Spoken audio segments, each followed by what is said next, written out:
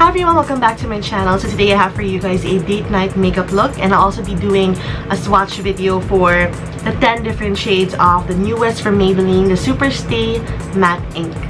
So I'll be starting off with my favorite foundation from Maybelline. It's called the Dream Velvet Soft Matte Hydrating Foundation. So this is super awesome. I've mentioned this in a couple of my videos before, how much I love it, and sobrang paubos na siya, girl. I've been using this every single day. Sobrang okay ng foundation na to, lalo na for everyday use lang. Ewan ko, sobrang swak siya sa skin condition ko, sa skin type ko. I have combination skin. It just really evens out my skin tone. So I have like a lot of broken capillaries and dark spots over on this side.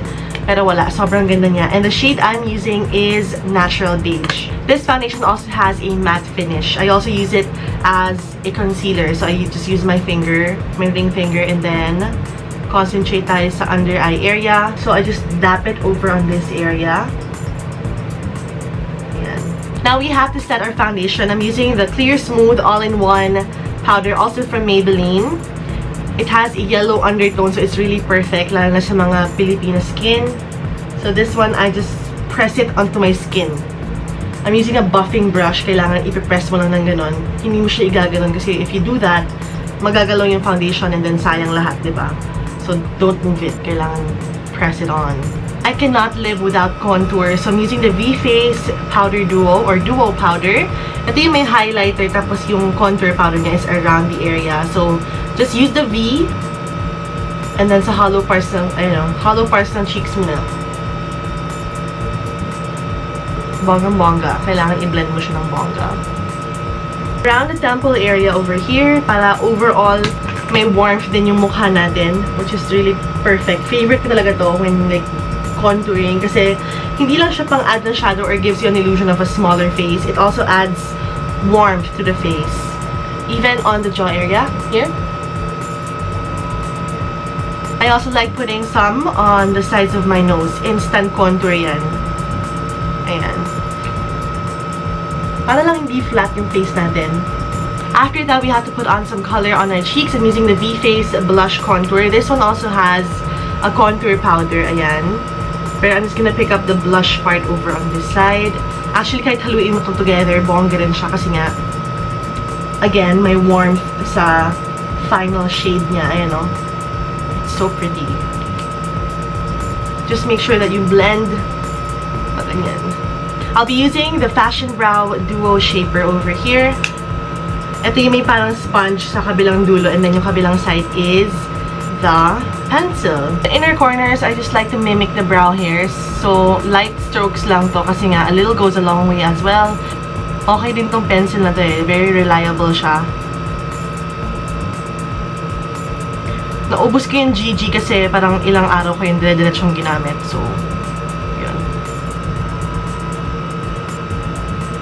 After the Kila, I'm gonna go ahead and use the Blushed Nudes palette. I'm gonna pick up this shade over here and put it all over my lid area. I'm just gonna use a fluffy brush.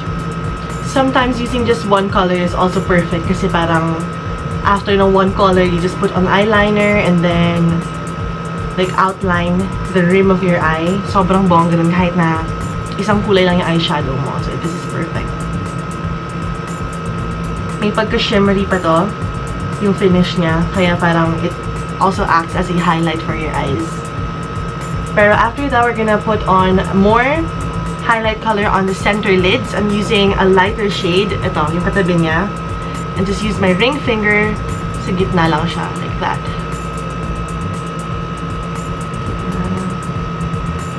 After that, you can go back to the contouring powder and use that as a crease color. So, I actually do that. Same brush lang. And then, go lang dito sa dulo lang if you want more depth. For the eyeliner, I'm using the Hyper Sharp Liner. I really like this eyeliner kasi sobrang nipis ng brush niya. So, it really enables you to create a really precise cat eye look. So, for a date night, I would actually wear my signature cat eye. Sobrang simple lang. Just create this line over here sa dulo ng mata.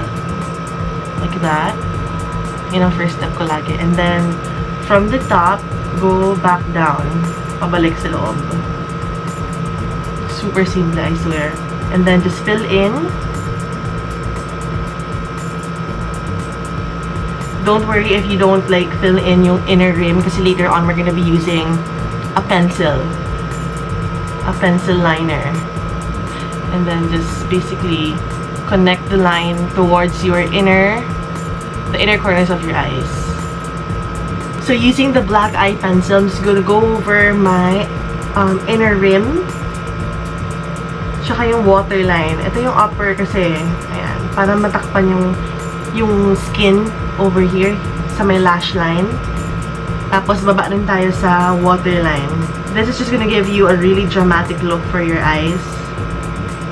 Diba? Para maiba naman. If you watched my Ask Say video, I wore something similar. Kasi ang bongga. Love it. Ayan. But we won't stop there. I'm actually gonna add another eyeliner. Color Show eyeliner ito. May pagka-bronze yung color ilalim. So, parang mag-mix siya together with the black liner. And then it's gonna create a really dramatic, ang ganda, really dramatic finish. After that, go ahead and curl your lashes and put on some mascara. We're using the Hyper Curl Volume Express Mascara.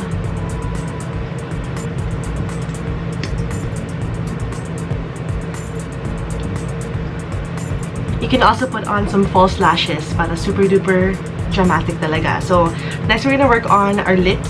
For the lip color naman, I'm gonna be swatching 10 shades of the newest SuperStay Matte Ink. And before doing this, kailangan, since it's a matte lip color, diba? Kailangan i-exfoliate your lips first, lalo na kapag dry yung lips mo. And then, siguro to prep your lips, just put on some lip balm. The first shade I'll be putting on is called Loyalist. Ito yung lightest shade nila.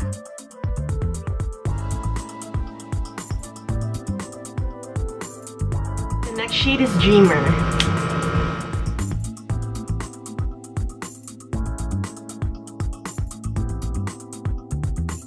Next shade is Lover. This is one of my favorite shades from the collection kasi ang ganda-ganda niya. Like, it's like perfect for my skin.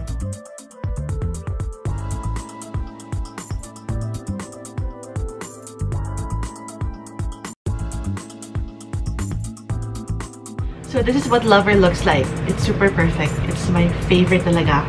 Next shade is Romantic. This is more of a brighter pink color. Again, that's called Romantic. Next shade is Heroine. This is also another bright color, pero more of a corally, parang red na coral color siya. Ayan, super tingkad siya, so it's also a shade perfect for the summer. Heroine. It is called Heroine. Next is Pioneer, a really beautiful red shade.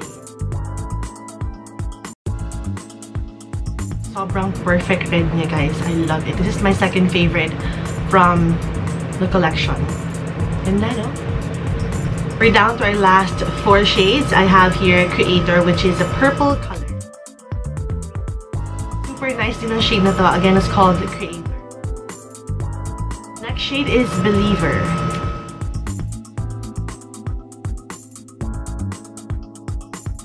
Again, this one is Believer. Next, we have Escapist.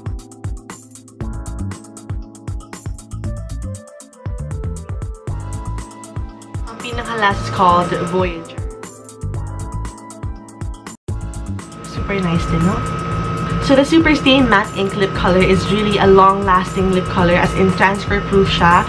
I included this in one of my vlogs, as in kahit uminom ako sa glass, diba usually may transfer, pero this one, wala. The colors are also really, really vibrant, tapos it really glides on smoothly on your lips. Application is super duper easy, and it doesn't really feel na matigas sa lips mo, so it's just right. This makeup look is actually something that I would wear out to a date. So that's it for this video. All the Maybelline products I use will be down in the information box, and they're available on Lazada, so I'll have the link in the information box, guys. Thank you for watching. I'll see you in the next video. Bye!